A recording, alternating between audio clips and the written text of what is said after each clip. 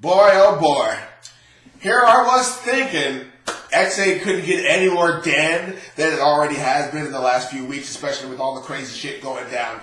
But man, episode 22, Jesus Christ. As it says in the fucking title down below, this episode was maximum Dan. I mean, I don't even know where to fucking start, dude. This guy...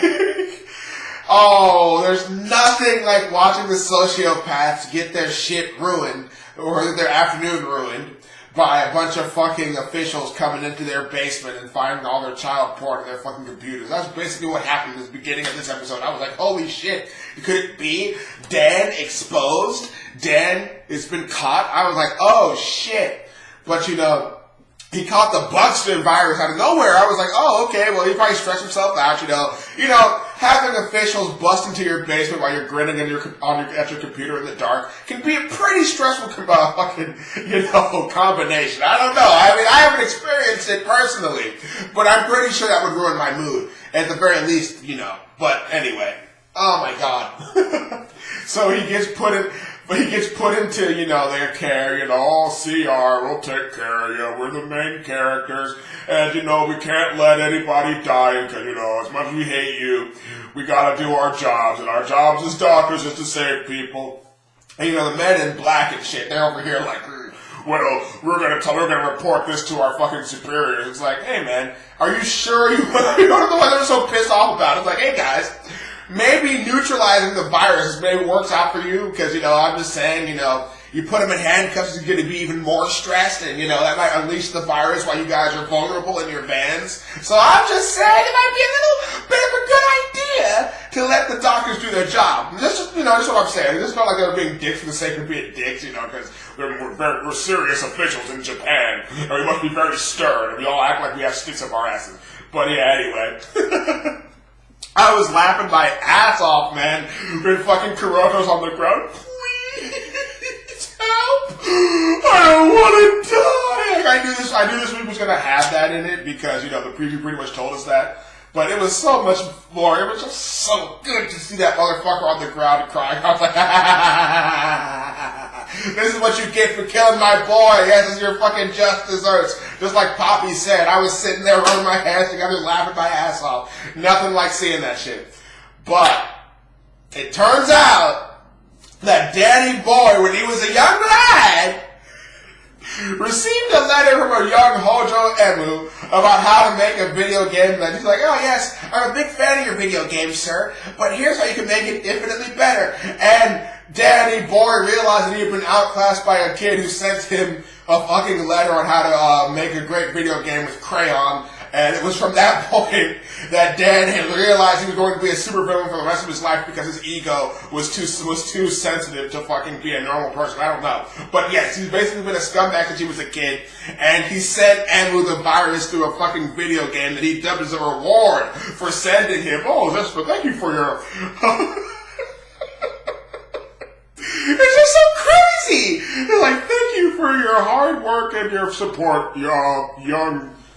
fan, and for your efforts, I'm going to send you a virus in the mail. But it's funnier because it'd be funnier, I guess, if Dan was an adult at the time, because would there have been nothing more humiliating and petty to see this adult getting upset about, a kid coming up with a better idea? But I guess, it's they were around the same age. It was, it's pretty consistent with the plot, I guess. I'm not sure how much older he is, but they're around the same age, I guess. And, oh my god, that fucking shot of, Emu as the genius gamer getting hype on stage before he gets, he gets operated on. You see fucking Dan in the background grinning.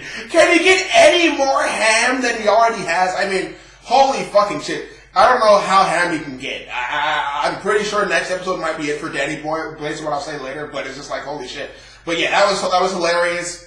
Like I said, it turns out that Emu's entire life, he's basically been a fucking guinea pig for this crazy asshole. And I love me some reveals like that. So that was pretty good. This episode was really good. I mean, there was just so much plot reveals. I was just like, god damn, plenty of Dan. And at the end of the episode, it turns out that Danny Boy was just playing along, because once he realized that he had been blown the fuck out by the fanboys, he was like, oh shit, I gotta fucking take action. So he injected himself with this fucking rider belt with a fucking get a Buster disease. Have CR come in, and he could use CR as a hiding place until he was ready to fucking, give up the ghost and absorb another fucking Buster out of himself and basically become God. The whole last part of the episode is hilarious. He's hamming it up. He's talking about how Emu sucked. He's an idiot. He should have never trusted him. And I was sitting there like, yeah, you probably shouldn't have. But at the same time, I understand where Emu's coming from because yes, most people would have let Dan die in that part. I mean, I'm not above that. I mean, I probably would have let Dan die. I don't know. Depending on how mad I was, depending on wearing my boy's jacket and shit, I might have lost my cool. But Emu being a main character, he's got to fucking follow through. So this really was the only. So Dan's a genius basically because he knew how to fucking just like right then and there.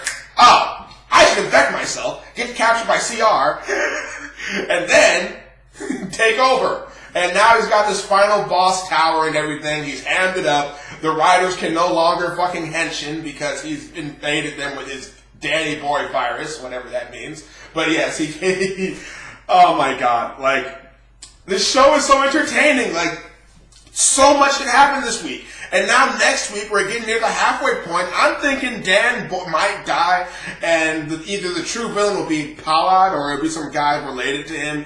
But yeah, I don't know if it'll be Dan. He swagged it up so hard this week, so hard this entire show, and now I really feel like this is like his final hurrah. Especially the way the fucking last... He's even doing the cliche villain yell, "Fuck you! I'm gonna do what I want!" This whole thing. And that's always a huge sign of a villain about to die, so, just keep that in mind. I'm pretty sure. I'd love to see Dan around. It's amazing how much I've come to love this character, despite the fact that he killed my boy, and I hated him for the longest time. But he's just so charismatic and fun and ham. I just can't hate that. So, it'd be a shame to see him go, but I'd like to see what the show's going to replace him with next week if he does die.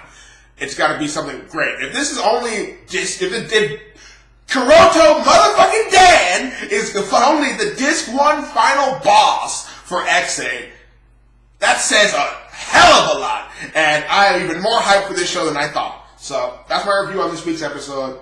I loved it. Looking forward to next week, and I'll see you guys then. If I can turn this